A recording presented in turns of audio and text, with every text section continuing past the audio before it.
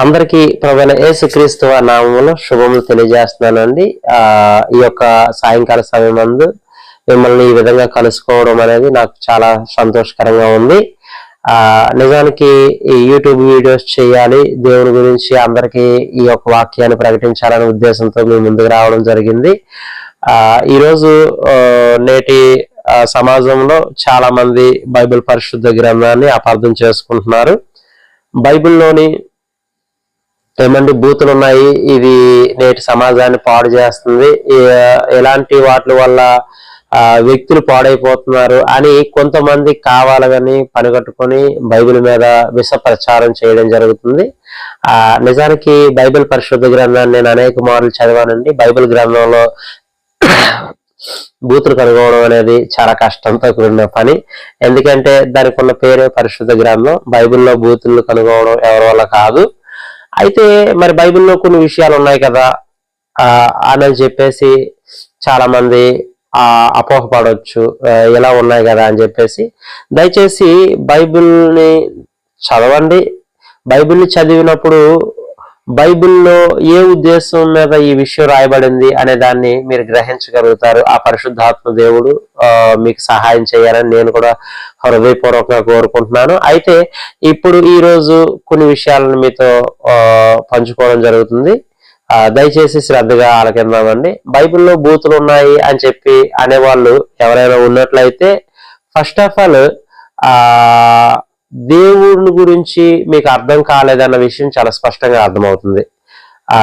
బైబిల్లో బూతు అని చెప్పేసి మీరు అనాలి అన్నట్లయితే అది ఆ సందర్భం ఏంటి, లేకపోతే అది ఏ ఉద్దేశం మీద దేవుడు రాయించాడు అనే విషయాన్ని మీరు తెలుసుకోవాల్సిన అవసరం ఎంతైనా ఉంది.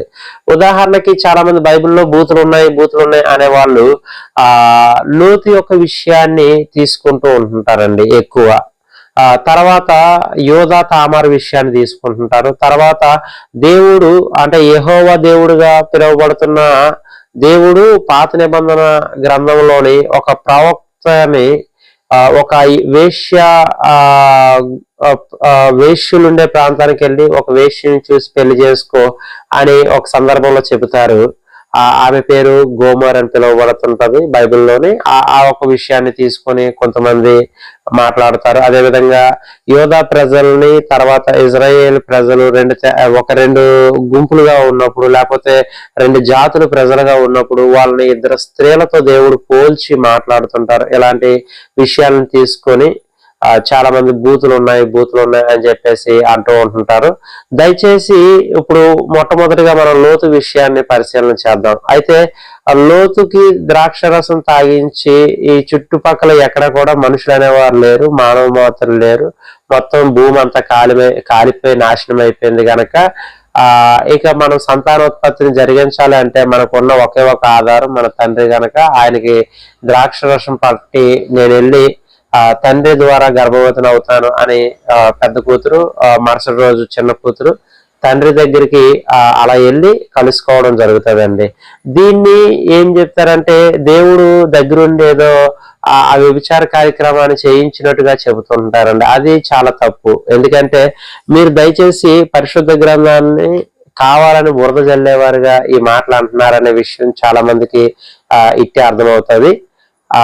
దేవుడు అక్కడ ఆ యొక్క పెద్ద కుమార్తెకి చిన్న కుమార్తెకి పుట్టిన సంతానాన్ని మీ 10వ తరం వరకు కూడా నా మందిరంలోకి ప్రవేశించడానికి వీలు లేదు అని చెప్పి దేవుడు శపిస్తాడు. మీరేంటంటే ఏదైతే ఇలాంటి తప్పుడు పని చేశారు అని చెప్పేసి దేవుడు వాళ్ళని శిక్షిస్తాడు, వాళ్ళని తప్పు పడతాడండి. దేవుడు తప్పు పట్టడమే కాకుండా వాళ్ళని శిక్షిస్తాడు. ఏమనంటే దేవుని మందిరానికి రావడానికి నీతిమంతుడైన లోతు యొక్క కుమార్తెలకు గాని వాళ్ళకి పుట్టిన పిల్లలకు గాని అర్హత లేకుండా పోతుందండి. అంటే అక్కడ అంత స్పష్టంగా రాయబడి ఉంది. దేవుడు మరి ఎందుకు ఇలాంటి విషయాన్ని ఎందుకు బైబిల్ గ్రంథంలో ముద్రించారు, లేకపోతే ఎందుకు రాయించారు అనే విషయాన్ని పరిశీలన చేసినట్లయితే ఒక విషయాన్ని జ్ఞాపకం ఉంచుకోండి.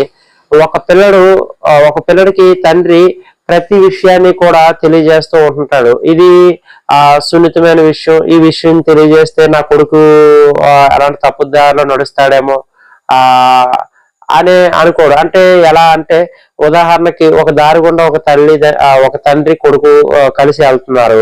కొంతమంది ఆడవాళ్ళు అక్కడ లిప్స్టిక్స్ మేకప్స్ కొట్టుకొని అక్కడ నించొని ఎవరినైనా పిలుస్తూ రండి అని చెప్పేసి వాళ్ళు పిలుస్తూ ఉన్నారనుకోండి. ఒకప్పుడు ఏంటంటే వేశ్యాగమనం చేసే స్త్రీలు. అప్పుడు ఆ తండ్రి కొడుకుతో చెప్తాడు, నాన్న ఇగో ఇటువంటి స్త్రీలు ఇక్కడ ఉన్నారు నాన్న, లేకపోతే ఇటువంటి పురుషులు ఈ స్థలంలో ఉన్నారు గనక అమ్మ నువ్వు ఇలాంటి వ్యక్తుల దగ్గరికి వెళ్ళకూడదు, ఇలాంటి వ్యక్తులతో స్నేహం చేయకూడదు, అది చాలా ప్రమాదం అని చెప్పేసి ఎంత ప్రమాదం అంటే వాళ్ళ జీవితాలు ఎలా పాడైపోతాయి, తర్వాత వాళ్ళ భవిష్యత్తు ఏమవుతుంది అనే విషయాలను చెప్తే దాని అర్థం ఏంటంటే తండ్రి వ్యభిచారానికి ప్రోత్సహిస్తున్నాడని కాదండి. తండ్రి వాళ్ళ మంచి కోరుకుంటున్నాడు గనక వాళ్ళకి ఏది మంచి ఏది చెడు అనే విషయాన్ని చెప్తూ ఉన్నారు.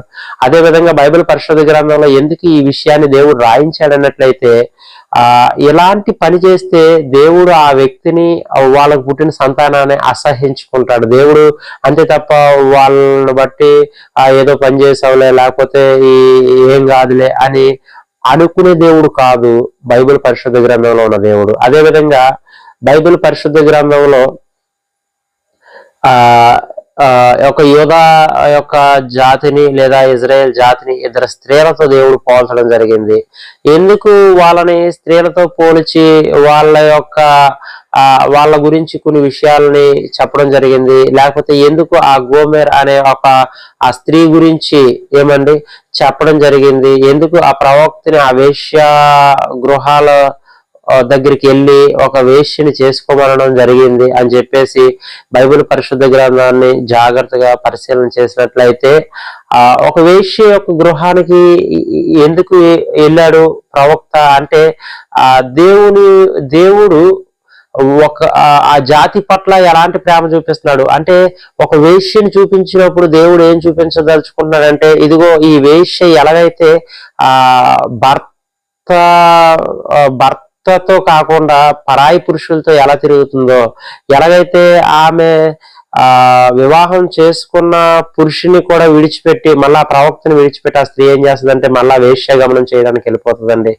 అయితే తన ప్రవక్తను విడిచిపెడుతుంది, తన పిల్లల్ని కూడా విడిచిపెట్టి వెళ్ళిపోద్ది. అప్పుడు దేవుడు ఏం చెప్తాడంటే ఇదిగో ఇజ్రాయేలు నీ పరిస్థితి కూడా ఇలాగే ఉంది.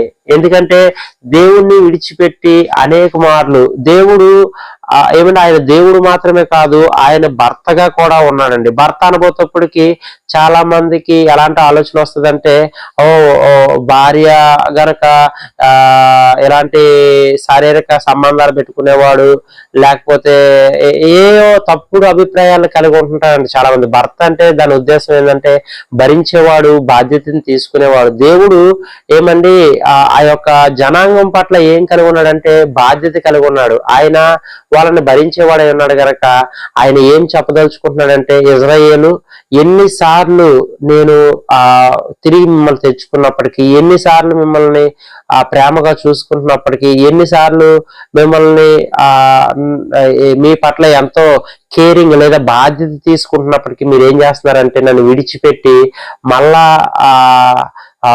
వ్యభిచారం చేస్తున్నారు, లేకపోతే నాకు నచ్చని క్రియలు మీరు చేస్తున్నారు అంటే దేవుడికి నచ్చని క్రియలే వ్యభిచారంగా పోల్చబడ్డదండి. బైబిల్ ఎప్పుడు కూడా పోల్చబడ్డం అనేది జరుగుతుంటది. అంటే ఒకదానితో పోలిక పెట్టి కొన్ని విషయాలు అర్థమయ్యేలాగా దేవుడు చెబుతూ ఉంటుంటాడండి.